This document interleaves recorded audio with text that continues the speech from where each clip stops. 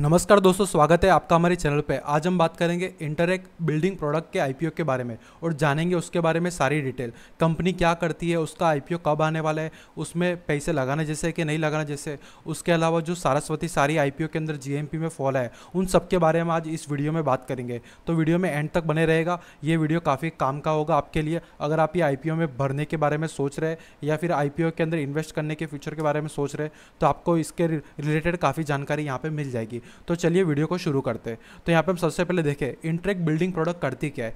तो इंटरएक्ट building product अगर हम देखें तो आपने इस टाइप के स्ट्रक्चर देखे होंगे, जिसको हम प्री इंजीनियरिंग स्टील बोलते हैं। तो यहाँ पे हम देख सकते हैं कि ये जो कंपनी है, ये डिज़ाइन से लेके manufacturing assembly product project sites पे जो भी प्री इंजीनियरिंग स्टील का काम होता है, वो सारा का सारा सॉल्यूशन यहाँ पे प्रोवाइड करती है। प्री इंजीनियरिंग स्टील से वेयर हाउस, फैक्ट्रीज और इंडस्ट्रियल बिल्डिंग्स बनती है। जैसे कि आपने पुराने टाइम में देखा होगा, वहाँ पे जब कोई फैक्ट्री को एस्टाब्लिश करना होता है, वेयर हाउस को बनाना होता है, तो फिर वहाँ पे कंक्रीट और ब्रिक का यूज़ होता है। पर अभी नए ज़माने में यहाँ पे ट्रेडिशनल मेथड से हटके यहाँ पे प्री इंजीनियरिंग स्टील का बिल्डिंग का भी यूज़ होता है, जो थोड़ा कॉस्ट इफेक्टिव भी होता है और जो ट्रेडिशनल बिल्डिंग है उससे थोड़ा क्विकर भी होता है।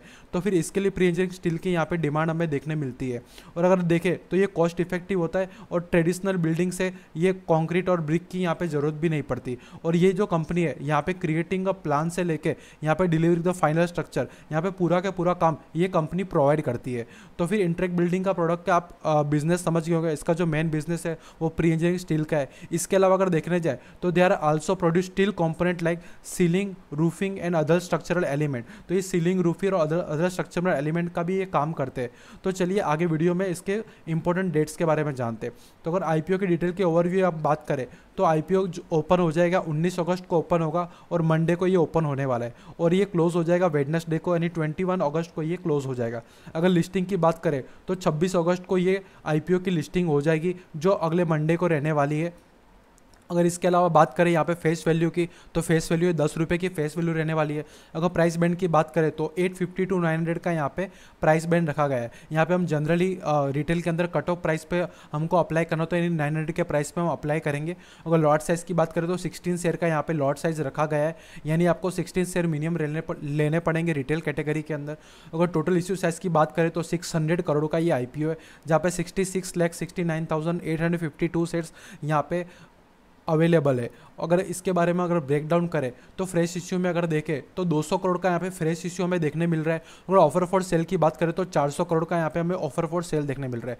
तो टोटल ऐसे 600 करोड़ का आईपीओ, जिसमें से 200 करोड़ फ्रेश इश्यू है और ऑफर फॉर सेल यानी कि जो भी प्रमोटर है वो यहाँ पे थोड़ा बहुत होल्डिंग अपनी बेच रहे हैं। तो इसके अलावा अगर एम्प्लॉय के बारे में देखें तो यहाँ पे एम्प्लॉय के लिए डिस्काउंट रखा गया है 85 रुपीज़ पर शेयर। यानी अगर हम पिछली स्टैट्स पे हमने यहाँ पे देखा कि 900 रुपीज़ पर शेयर का यहाँ पे प्राइस बैंड रखा गया है, तो यहाँ पे जो भी एम्प्लॉय होगा उनको 85 रुपीज़ का उसके अंदर डिस्काउंट मिल जाएगा। इसके अलावा अगर हम बात करें यहाँ पे इंपॉर्टेंट डेट्स के बारे में, तो यहाँ पे हमें अलॉटमेंट 22 अगस्त को मिल जाएगा। अगर आपको आईपीओ लगता है तो फिर आपको 23 अगस्त को पैसे मिल जाएंगे, और अगर आईपीओ नहीं लगता तो आपको 23 अगस्त को आपको पैसे आपके रिफंड कर दिए जाएंगे।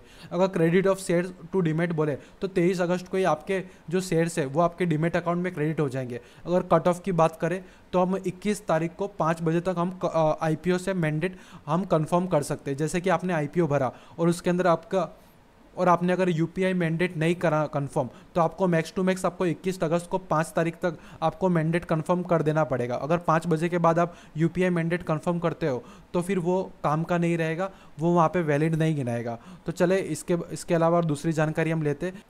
यहाँ पे हम एप्लीकेशन डिटेल की बात करते हैं। एप्लीकेशन डिटेल में हम देख सकते हैं यहाँ पे रिटेल के लिए यहाँ पे मिनिमम 16 शेयर यानी कि 14,400, जैसे हमने बात किया यहाँ पे 900 रुपीज़ के इश्यू प्राइस है और उसके अलावा यहाँ पे 16 शेयर है, तो यहाँ पे 14,400 आपको इन्वेस्ट करने पड़ेंगे। रिटेल में अगर मैक्सिमम देखें तो 1,87,200 रुपीज़ अप्लाई कर सकते हैं, यानी कि 2 लाख रुपये से कम की बीड देखे तो यहाँ पे 13 लॉट के लिए अप्लाई कर सकते हैं, जिसके अंदर 208 शेयर्स हो गए। अगर आपको SHNI में यहाँ पे अप्लाई करना है, HNI के अंदर 2 कैटेगरी है, SHNI और BHNI।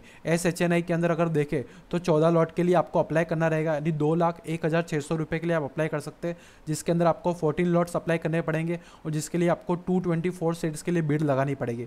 अगर SHNI में अगर मैक्सिमम की बात करें तो यहाँ पे 1,104 शेयर्स के यहाँ पे अप्लाई कर सकते हैं, जिसके अंदर आपको 9,93,600 रुपीज़ के लिए आपको अप्लाई करना पड़ेगा। अगर इसके अलावा BHNI की बात करें तो यहाँ पे आपको 10,08,000 रुपये के लिए बिड लगानी पड़ेगी, जिसके लिए आपको 70 लॉट के लिए अप्लाई करना पड़ेगा, जिसके लिए लिए आपको 1120 शेयर के लिए मार्केट पे अप्लाई करना पड़ेगा, यानी आईपीओ के अंदर अप्लाई करना पड़ेगा। तो चलिए इसके अलावा नेक्स्ट डिटेल हम जान लेते हैं कि इसके फाइनेंशियल ओवरव्यू कैसे।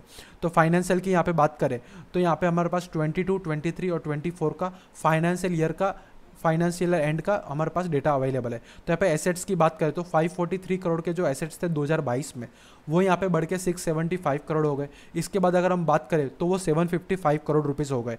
इसके अलावा अगर रेवेन्यू की बात करें तो 840 करोड़ का जो रेवेन्यू था वो बढ़कर 1136 करोड़ का हो गया।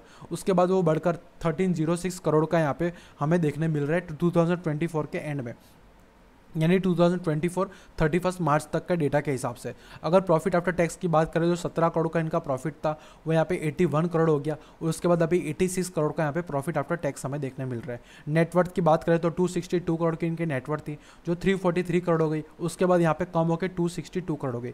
बोरिंग यहाँ पे देखें तो काफ़ी कम हमें देखने मिल रही है, 3 करोड़ की 11 करोड़ हुई थी, अभी वापस 3.36 करोड़ का यहाँ पे हमें बोरिंग देखने मिला है।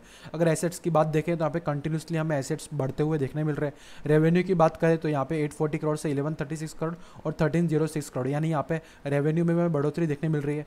प्रॉफिट आफ्टर टैक्स में बात करें तो लास्ट 2 ईयर से यहाँ पे थोड़ा सा हमें 81 से 86 करोड़ ही देखने मिला है। और अगर नेटवर्थ की बात करें तो थोड़ी सी यहाँ पे हमें कम होती हुई देखने मिल रही है। इसके सामने हमें बोरिंग भी यहाँ पे काफ़ी कम देखने मिल रही है।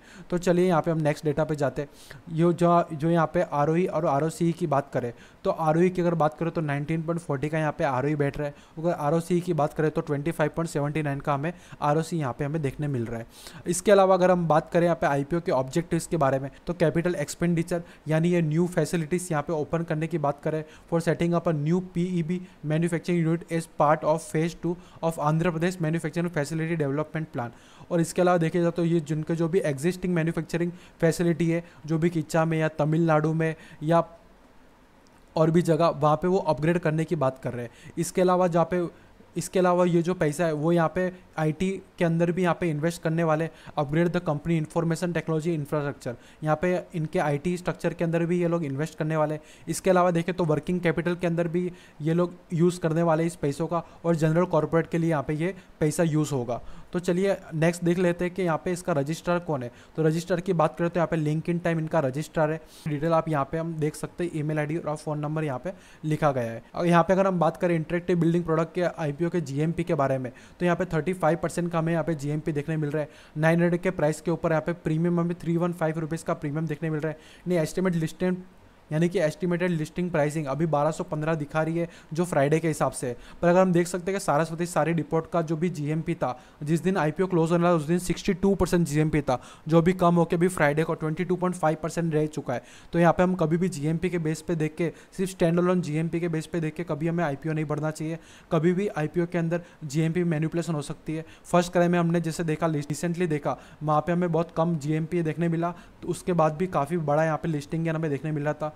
और उसके अलावा यूनिकॉमर्स ई सॉल्यूशन के अंदर भी हमें काफ़ी अच्छी लिस्टिंग देखने मिली थी। तो यहाँ पे मैनिपुलेशन भी हो सकता है और यहाँ पे कई बार सही भी चीज़ें होती है, और मार्केट के अंदर वॉलेटिलिटी के कारण भी ये जीएमपी ऊपर नीचे होते रहते हैं। तो जब भी आप किसी आईपीओ में अप्लाई करें तो सारे उसके डेटास के बारे में जान लें, उसके फाइनेंशियल को अच्छे से रीड कर दे, अपने कोई जानकारी वित्तीय सलाहकार उनसे भी सलाह मशवरा कर ले, उसके बाद ही आईपीओ में पैसे लगाए। क्योंकि सिर्फ जीएमपी के बेस पे अगर आप आईपीओ भरेंगे और मार्केट में कुछ वॉलेटिलिटी होती है या फिर जियोपॉलिटिक्स चेंज होता है तो फिर वहाँ पे हमें ज़्यादा फॉल भी देखने मिल सकता है। जैसे कि हमें सारस्वती सारी डिपोट के जीएमपी में फॉल देखने मिला, 62% से यहाँ पे 22.5% रह चुका है। और इंटरेक्ट बिल्डिंग प्रोडक्ट का हम देखें तो अभी 35% का जीएमपी चल रहा है, जो 2 दिन पहले 42% 50% तक भी गया था।